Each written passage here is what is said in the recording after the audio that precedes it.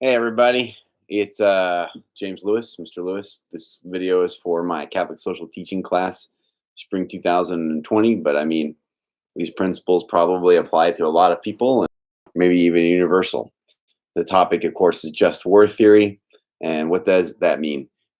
Just war theory is how we can apply our Christian faith to the necessities of self-defense. So we live in a broken and fallen world. Sometimes we are called to use physical violence to defend the innocent and to um, save our own life. All right, and why why do we even ask the question? Because the ideal, I think, following Christ's example, is martyrdom and pacifism. Just like the ideal is celibacy and virginity. Okay. And so, how is it that we can live apart from the Christian ideal? Um, this is always a messy question. And it'd be easier to not ask the question, but we have to because we live in a fallen world. I think that especially Christian fathers have a duty to um, spend their own life in defense of the family, especially of their young children who cannot defend themselves. Okay. Um, we have examples of spiritual combat in St. Michael casting Satan into hell. That was spiritual combat, and that really was one will above the other. And it is kind of a beautiful thing that St. Michael cast Satan into hell and where he holds him there, even still today. Anyway, back to just war theory. So just war theory answers the question, under what terms can we use violence?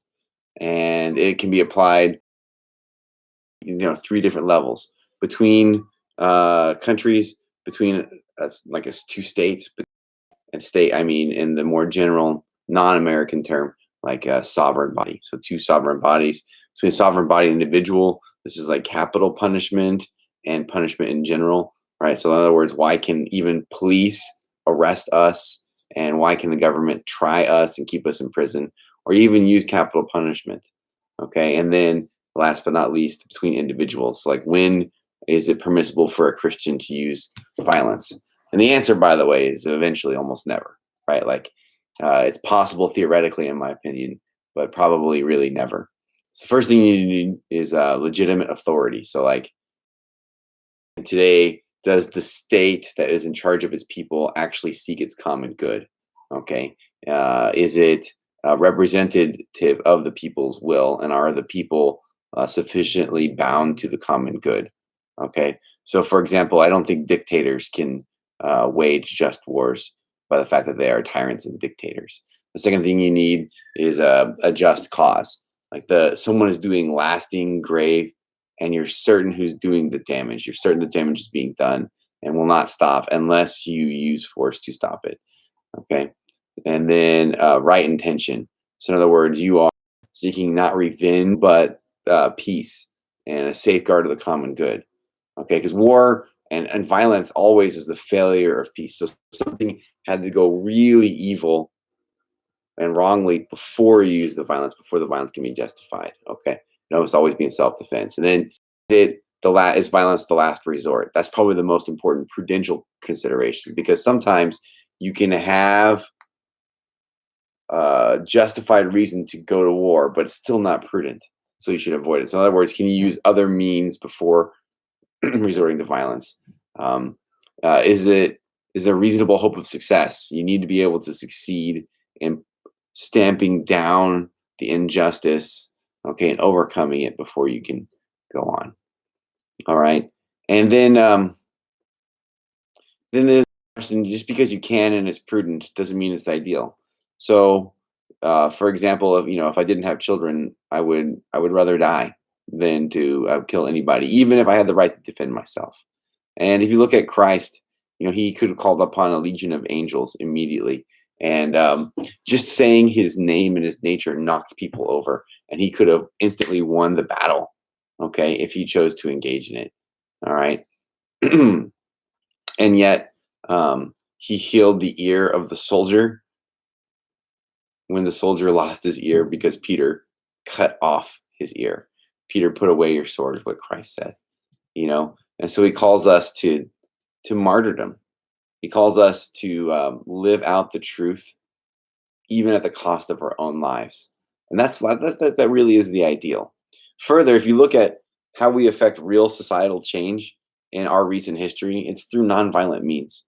I think which is not to say that there can never be a use of violence. Okay, I think the American Revolution is a justified use of violence, and it was kind of a beautiful thing that brought about a new world order, and we live it's full of peace and democracy and prosperity, partly because of the sacrifice of our founding fathers in that revolution against the unjust authority of King George. You know, but if you look at Martin Luther King Jr. And his nonviolent um, tension that he created, like that it really is the ideal Christian pacifism. Even Dr. Martin Luther King, by the way, is an absolute pacifist. Like, you can never use violence. Okay, he just said that in the civil rights fight for freedom, that the necessity of nonviolence created this beautiful tension, and this tension pricked people's consciences and moved them to do the right thing. And I think that's what's really important. Is that we create tension in our lives between the good and the evil, so that people have to choose, right? And you give them the means to choose the good, and that's the ideal. Okay, I know that was a lot there. Assessment that I'm going to write. I think there is a tension of last thing between poverty and pacifism and Marxist ideology. This is a kind of poverty. You're giving up that right, even, okay, the right to your own life, and you're saying, my life is not nearly as important as doing what is good. Okay, calls us to poverty and the embrace of a beautiful kind of poverty definitely go together.